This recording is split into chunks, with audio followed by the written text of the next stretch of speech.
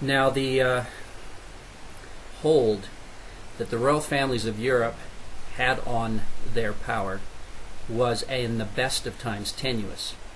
And so any threat at all that existed to that power would be something they would need to take very seriously. Between the years of 1799 and the latter half of the 18th century and 1805, a young renegade became a very serious, not only irritant, but threat to the royal houses of Europe. And by 1805, he had taken power in France. This young man, Napoleon, was a huge wake-up call to those royal families. Because if a commoner, someone without royal blood, someone without an inherited right to rule, could declare himself to have that right, then this tenuous hold that the royal families had would be at risk. And so it became necessary, and it's an historical fact, that the royal families of Europe declared war against Napoleon. One of those royal houses was the royal family of Great Britain.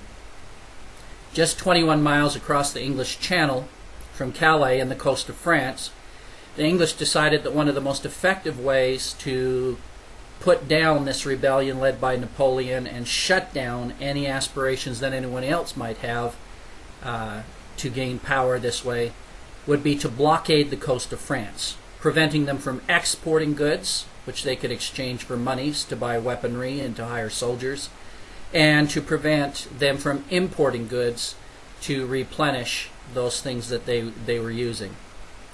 This blockade became a problem for the United States. As you're well aware, the Revolutionary War against Britain was substantially supported by the French, both politically and monetarily. And so we had developed a very strong relationship with the French and an aggressive trade relationship. The blockade of French ports by the British began to impact America to the point that the very survival of the country was at risk. And so in 1812, to attack this blockade, the United States of America declared war against Great Britain in what is known, of course, as the War of 1812. And the British did nothing. They were so preoccupied with wars in Europe and trying to suppress Napoleon there that our attempt to put ourselves into the situation was basically ignored. However, by 1814, they were paying a lot of attention to us, having suppressed Napoleon, captured him, and exiled him to the Isle of Elba. But in 1812, we weren't of any real interest to them. And so we decided to do something that might gain us some strategic advantage and some interest, and that was American troops were sent north to what was then known as Upper Canada, the area just north of Lake Ontario and Lake Erie, just north of Rochester and Buffalo, New York. Upper Canada was at that time still a British colony, a British protectorate. Canada did not become a country until 1867. And so it was very much a local presence of British troops that, because of the declaration of war, we were, at least in our minds, at war with. And so American troops went north, crossed into Upper Canada, and attacked Fort York, the major British presence just north of Lake Ontario in what is now modern Toronto in Canada. They burned the fort and did a substantial amount of damage, went home. The British paid no attention. But by 1814, as I said, with Napoleon handled and exiled, the British decided they would get their revenge. And so among a number of military attacks, a group of British soldiers moved on the city of Washington, attacked the White House, driving James and Dolly Madison literally in their sleeping clothes out of the house, burnt it to the ground. During this attack, a number of British soldiers were taken captive. They were taken captive and were held by American soldiers. Because a number of these British troops had been wounded in battle, a doctor, Dr. William Beans, was brought in to treat their wounds.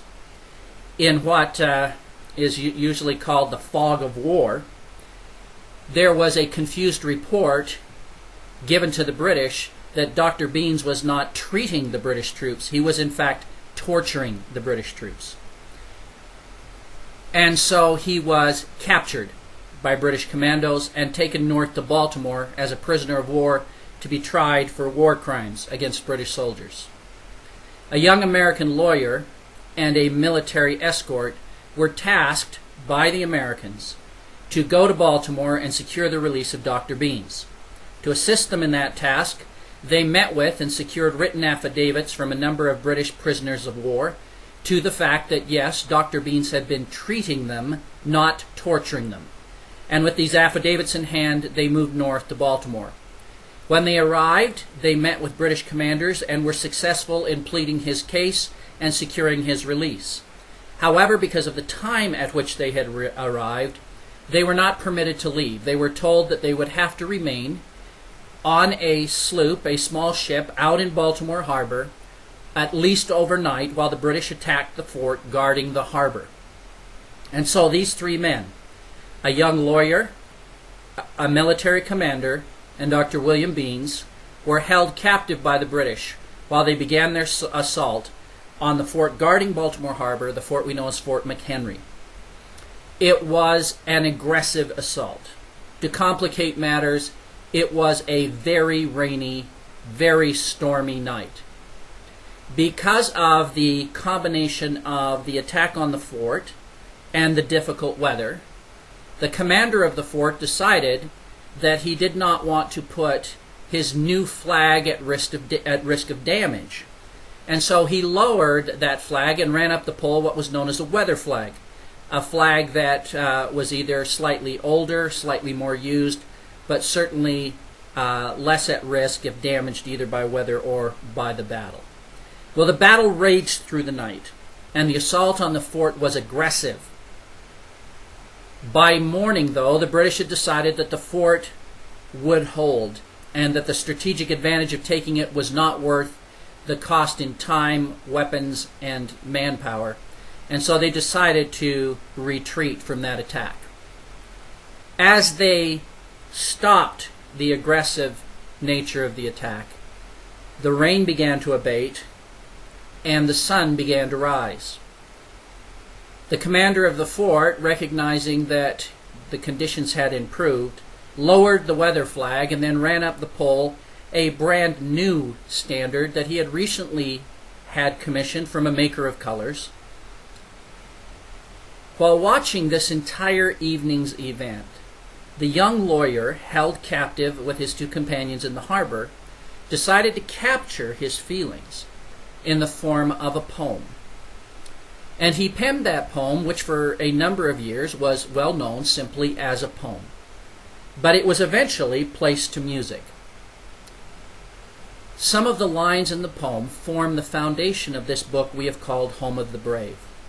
This young lawyer, a young man named Francis Scott Key, among many other lines penned the following: "And the rocket's red glare, the bombs bursting in air, gave proof through the night that our flag was still there. Oh, say does that star-spangled banner yet wave o'er the land of the free and the home of the brave."